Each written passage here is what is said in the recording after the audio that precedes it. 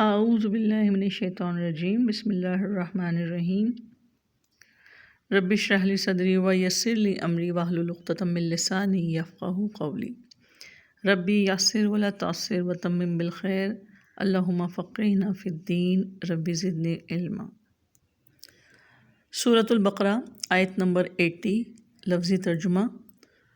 وقالو، اور انہوں نے کہا، لن، ہرگز نہیں، تمسنا النار، تمسنا ہمیں چھوئے گی، النار آگ، الا مگر، ایامم دن، معدودات گنے ہوئے چند، قل کہہ دو، اتخذتم کیا تم نے لے رکھا ہے، عند اللہ اللہ تعالیٰ سے، عہدن کوئی عہد، فلن تو کبھی نہیں، یخلف اللہ خلاف ورزی کرے گا اللہ تعالیٰ، عہدہ اپنے عہد کی، یا تقولون تم کہتے ہو، علی اللہ اللہ تعالیٰ پر، ما جو، لا نہیں، تعلمون تم جانتے۔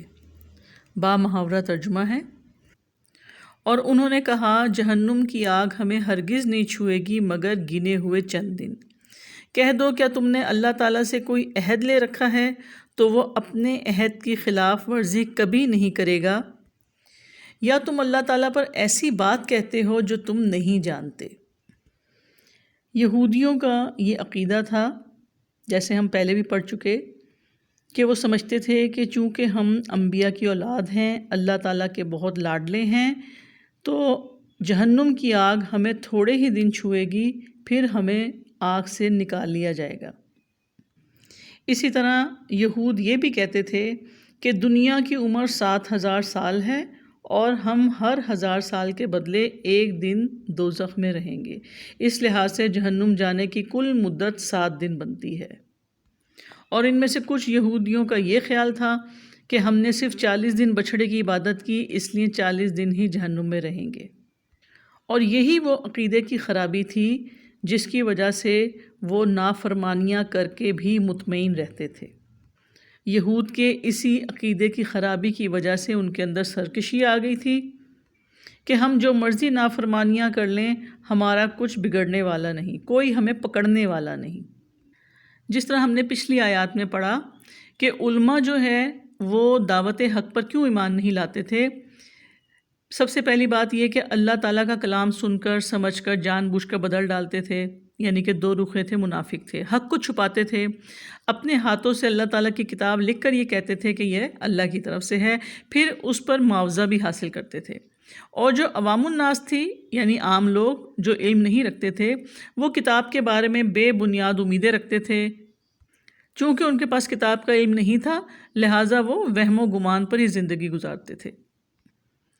لیکن علماء کا اور عام لوگوں کا دعوت حق پر ایمان نہ لانے کا جو ایک مشترکہ سبب تھا، وہ یہی تھا کہ دوزخ کی آگ ہمیں ہرگز نہیں چھوئے گی، یعنی عقیدے کی خرابی کہ آخرت کا گھر تو ہمارے لیے ہی ہے۔ اور ان کی اس عقیدے کی خرابی کے جواب میں اللہ تعالیٰ نے پوچھا کہ آپ ان سے پوچھو کہ کیا تم نے اللہ تعالیٰ سے کوئی عہد لے رکھا ہے تو وہ اپنے عہد کی خلاف ورزی کبھی نہیں کرے گا۔ اللہ تعالیٰ نے رسول اللہ صلی اللہ علیہ وآلہ وسلم سے فرمایا کہ آپ ان سے پوچھیں کہ اس عقیدے کی اصل کیا ہے، کیا تم نے اللہ تعالیٰ سے کوئی ایسا وعدہ لے رکھا ہے کہ اللہ تعالیٰ صرف تمہیں چند دن ہی دوزخ میں رکھے گا، اور اگر ایسی بات ہے تو لاؤ دکھاؤ کہ کہاں یہ بات لکھی ہے اور کہاں اللہ نے تم سے یہ عہد کیا ہے۔ اور اگر اللہ کی طرف سے ایسا عہد ہے تو اللہ تعالیٰ تو کبھی بھی اپنے عہد کے خلاف نہیں جاتا، یعنی اگر اللہ نے تم سے کوئی ایسا عہد لے رکھا ہے تمہاری تورات میں، تو پھر اللہ تعالیٰ تو اپنے وعدہ شکنی کبھی نہیں کرے گا۔ پھر فرمایا، ام تقولون علی اللہ ما لا تعلمون، یا تم اللہ تعالیٰ پر ایسی بات کہتے ہو جو تم جانتے نہیں، یعنی تم اللہ تعالیٰ پر جھوٹی بات جڑ رہے ہو، اللہ کے ذمے ایک جھوٹی بات لگا رہے ہو، اور یہ کہ تمہیں خود اس بات کا علم نہیں کہ اللہ پہ بہتان لگانا تمہارے لیے عذاب اور رسوائی کا سبب بنے گا۔ تو یہود کا یہ دعویٰ کہ ہم اگر جہنم میں گئے بھی تو صرف چند دن کے لیے، یہ ان کا خود ساختہ تھا، اپنی طرف سے گھڑا ہوا۔ اس طرح کا کوئی عہد نہ تو اللہ تعالیٰ نے ان سے کیا تھا، اور ایسی باتوں کو اللہ تعالیٰ کے ذمے لگا کر یہ بہتان تراشی کر رہے تھے۔ اب اگلی آیت میں اللہ تعالیٰ اپنا وہ اصول بیان فرما رہے ہیں جس کی روح سے قیامت کے دن اللہ تعالیٰ نیک اور بد کو ان کی نیکی اور بدی کی جزا دے گا۔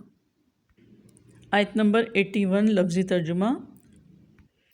بلا کیوں نہیں، من جس نے، کسبہ کمائی، سیئاتن کوئی برائی، و احطت اور گھیرے میں لے لیا، بھی اسے، خطیئاتہ اس کے گناہ نے، فاولئک تو وہی لوگ، اصحاب النار آگ والے ہیں، ہم وہ، فیہا اس میں، خالدون ہمیشہ رہنے والے ہیں۔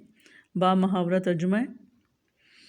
کیوں نہیں، جس نے برائی کمائی اور اس کے گناہ نے اسے گھیرے میں لے لیا، تو وہ لوگ آگ والے ہیں اور وہ اس میں ہمیشہ رہنے والے ہیں۔ اس آیت میں اللہ تعالیٰ یہود کے دعوے کی تردید کرتے ہوئے فرما رہے ہیں، بالا کیوں نہیں، یعنی کہ ایسا ہی ہوگا۔ جنت و جہنم میں جانے کا اصول بیان کیا جا رہا ہے کہ جس کے نام اعمال میں برائیاں ہی برائیاں ہوں گی۔ سیئاتن وہ گناہ ہوتا ہے جس پر عذاب کا وعدہ ہو، اور یہاں اس سے مراد شرک ہے۔ تو جس نے برائی کمائی یعنی کہ شرک کیا اور اس کے گناہوں نے اسے گھیرے میں لے لیا۔ مفسرین لکھتے ہیں کہ گناہ کے احاطہ کر لینے سے مراد یہ ہے کہ ایسے شخص پر چاروں طرف سے گناہ غالب آ جاتے ہیں، غلبہ کر دیتے ہیں، حتیٰ کہ اس کے دل سے ایمان اور تصدیق بھی رخصت ہو جاتی ہے۔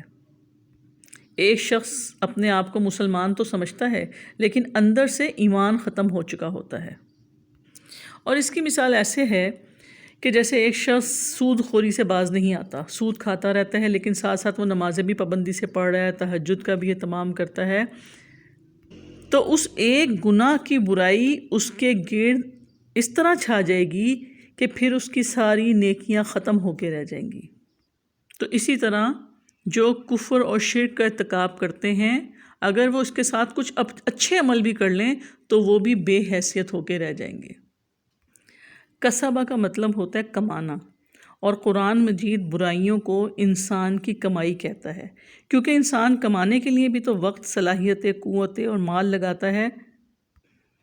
تو زندگی میں انسان جو کام کرتا ہے یہ بھی اس کی کمائی ہے، کیونکہ وہ اپنی زندگی کا قیمتی وقت، صلاحیتیں، قوتیں اور مال لگاتا ہے، پھر اس سے برے کام کرتا ہے تو یہ برائی ہی اس کی کمائی ہے۔ پھر فرمایا فَأُولَئِكَ أَصْحَابُ النَّارِ هُمْ فِيهَا خَالِدُونَ، تو یہ وہ لوگ ہیں جو آگ والے ہیں اور اس میں ہمیشہ رہنے والے ہیں۔ یعنی شرک ایسا گناہ ہے جو ہمیشہ کے لیے جہنم میں رہنے کا سبب بنے گا۔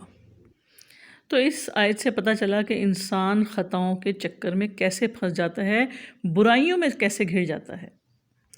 دیکھیں، پہلی بار برائی کرنا مشکل ہوتا ہے، مگر شیطان برائی کو دل پسند بنا دیتا ہے، پھر اندر ہی اندر سوچیں خراب ہونا شروع ہو جاتی ہیں، پھر شیطان اگلی برائی کے لیے آمادہ کرتا ہے، یوں برائیوں کو وہ مزین کر کے پیش کرتا ہے، اور انسان کے لیے برائیاں کرنا بہت آسان ہو جاتا ہے۔ ایک برائی کرنے سے دوسری برائیوں کے راستے کھلتے چلے جاتے ہیں، جیسے ایک جھوٹ سے کئی جھوٹ کے راستے کھل جاتے ہیں۔ یوں انسان برائیوں کے چکر میں پھنس جاتا ہے، اور یہی ساری برائیاں اور گناہ اسے اپنے گھیرے میں لے لیتے ہیں۔ رسول اللہ صلی اللہ علیہ وآلہ وسلم نے فرمایا کہ لوگ ہلاک نہیں ہوں گے یہاں تک کہ ان کے گناہ بہت زیادہ ہو جائیں گے، یعنی یہ خطائیں اور گناہ ہلاکت کا سبب بنیں گے۔ اور قرآن کا ایک خوبصورت انداز یہ ہے کہ دوزخ کے ساتھ ساتھ جنت کا بھی ذکر کر دیا جاتا ہے۔ آیت نمبر 82 لفظی ترجمہ۔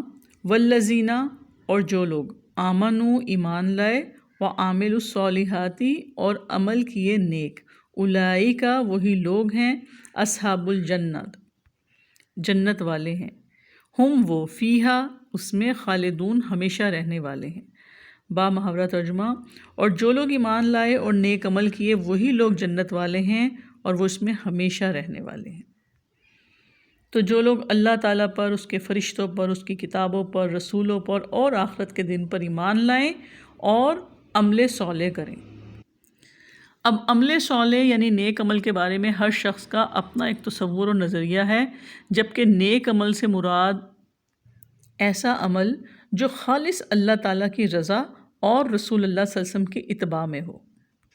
تو کوئی بھی عمل اس وقت عمل صالح ہوگا جب یہ دو شرطیں پائی جائیں گی، یعنی پہلی شرط ہے اللہ تعالیٰ کی رضا، اللہ کی رضا کے لیے وہ کام کیا جائے، دوسری شرط کہ وہ عمل رسول اللہ صلی اللہ علیہ وسلم کی سنت کے مطابق ہو۔ اولئک اصحاب الجنہ ہم فیہا خالدون، وہی لوگ جنت والے ہیں اور وہ اس میں ہمیشہ رہنے والے ہیں۔ اللہ تعالیٰ نے جنت ان لوگوں کے لیے بنائی جو اللہ تعالیٰ کو، اس کے احکامات کو دل سے مان لیں اور اس کے مطابق عمل کریں۔ سبحانک اللہم بحمدک، نشہد ان لا الہ الا انت، نستغفرک و نتوب الیک۔ السلام علیکم ورحمۃ اللہ وبرکاتہ۔